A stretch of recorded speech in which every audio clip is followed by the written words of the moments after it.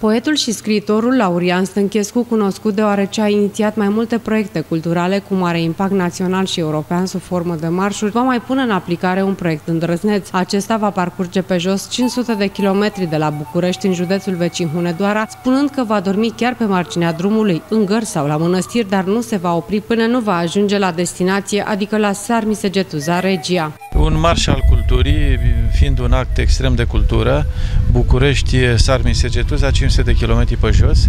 Am inițiat acest marș al culturii pentru a arăta oamenilor că în țara noastră și în alte țări există o cultură extraordinară care nu trebuie neglijate, mai ales că, punctez aici, mai ales că la noi în țară lucrurile se prăbușesc de la o zi la alta și singurul lucru care mai poate să unească oamenii, singurul lucru care poate să dea strălucire unui popor, bănuiesc că este cultura.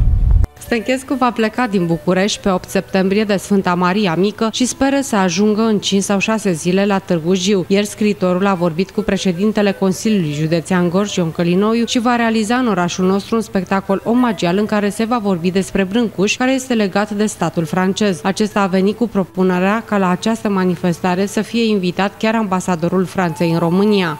Cum v-a venit ideea? Ați luat exemplu Brâncuș, care a plecat pe jos, sau pur și simplu? Nu, ideea este foarte, foarte veche și pur și simplu eu, Laurian Stânchescu, am zis că dacă nu trec la fapte și dacă nu las cuvintele deoparte, pur și simplu nu mă mai respect eu pe mine.